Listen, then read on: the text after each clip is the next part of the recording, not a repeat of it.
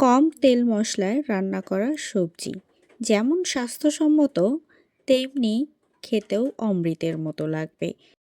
ভাত, রুটি, লুচি যার সাথেই খান না কেন এর স্বাদ মুখে লেগে থাকবে, ভুলবেন না কখনো। আসসালামু আলাইকুম, welcome to my channel sweet and simple বিউটিতে। আজকে আপনাদের জন্য নিয়ে এসেছি কম তেল মশলায় রান্না করা সবজি। প্রথমে আমি একটি প্যানের মধ্যে তেল দিয়ে তাতে পেঁয়াজ মরিচ ছেড়ে দিয়েছি এবং ভালো করে নেড়েচেড়ে ভেজে নিচ্ছি। পেঁয়াজ এবং মরিচ নরম হয়ে এলে এতে 1 চা চামচ পরিমাণ রসুন বাটা, 1 চা চামচ পরিমাণ আদা বাটা দিয়ে ভালো করে ভেজে নেব। তাতে কিছু আস্ত জিরাও দিয়ে দেব। এরপর এর মধ্যে ভালো করে ধুয়ে রাখা ডাল দিয়ে দেব। এরপর সবগুলো একসঙ্গে 2 থেকে 3 মিনিটের মতো ভেজে নেব। তারপর কেটে রাখা সবজিগুলো দিয়ে দেব।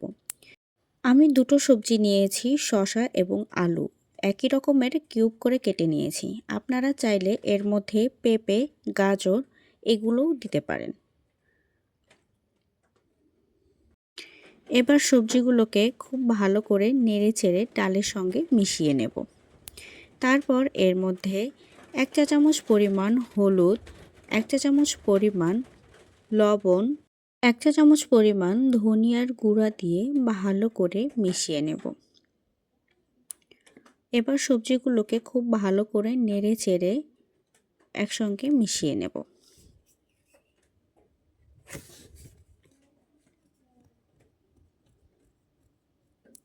ভালো করে মিশিয়ে নেবার পর এটিকে ঢাকনা দিয়ে ঢেকে দেব 2 থেকে 3 মিনিটের জন্য।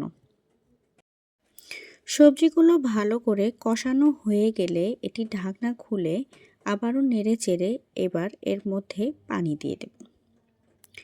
2 কাপ পরিমাণ পানি দিয়ে আমি এটিকে আবারও ভালো করে নেড়েচেড়ে ঢাকনা দিয়ে ঢেকে দিয়ে দিচ্ছি 20 মিনিটের জন্য।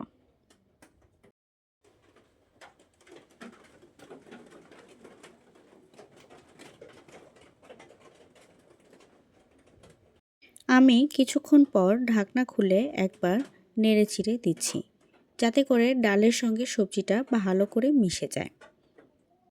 তারপর আবারও ঢাকনা দিয়ে ঢেকে দেব। কিছুক্ষণ পর ঢাকনা খুলে আবারও নাড়াচাড়া করে নেব। ডাল এবং সবজির মধ্যে এর ঘনত্বটা ঠিক এরকম হয়ে আসবে। আমার রান্নাটা প্রায় শেষের দিকে। আমার রান্নাটা হয়ে এসেছে। এখন আমি এর মধ্যে হাফ চা চামচ পরিমাণ জিরার গুঁড়া এবং হাফ চা চামচ পরিমাণ গরম মশলার গুঁড়া দিয়ে ভালো করে মিশিয়ে নেব।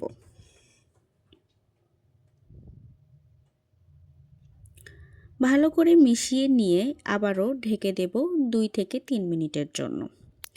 2 থেকে 3 মিনিট হবার পর চুলার আঁচ বন্ধ করে দেব। এভাবে একবার এই সবজিটি রান্না করে দেখতে পারেন।